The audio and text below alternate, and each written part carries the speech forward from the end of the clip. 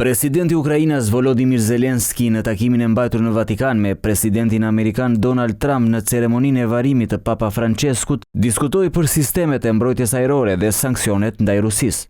Sipas Zelenskit, ai takim 15 minutësh ishte më i miri që kishim patur të dytë ndonjëherë. Në komentet e publikuara nga administrata e tij presidenciale, thuhet gjithashtu se ai dhe presidenti i SBA-s ranë dakord se një armëpushim 30 ditor midis Kievit dhe Moskës ishte hapi i parë i durur drejt përfundimit të luftës në Ukrainë. Jam i bindur se pas takimit tonë në Vatikan, presidenti Trump filloi të shihte gjërat pak më ndryshe. Do ta shohim. Ky është vizioni i tij, zgjedhja e tij në çdo rast, tha presidenti i Ukrainës. Ky i fundit konfirmoi se marrëveshja kritike për mineralet e nënshkruar nga të dy vendet ishte e dobishme dhe se do t'i lejonte Ukrainës të mbronte investimet e ardhshme amerikane, si dhe territorin dhe popullin e saj.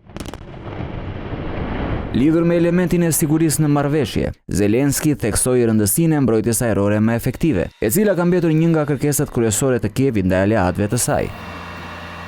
Rusia nisi një sulm masiv me dronë në Kharkiv, qytetin e dytë më të madh të Ukrainës, duke goditur disa bloqe apartamentesh, shkaktuar zjarre dhe plagosur të paktën 46 persona.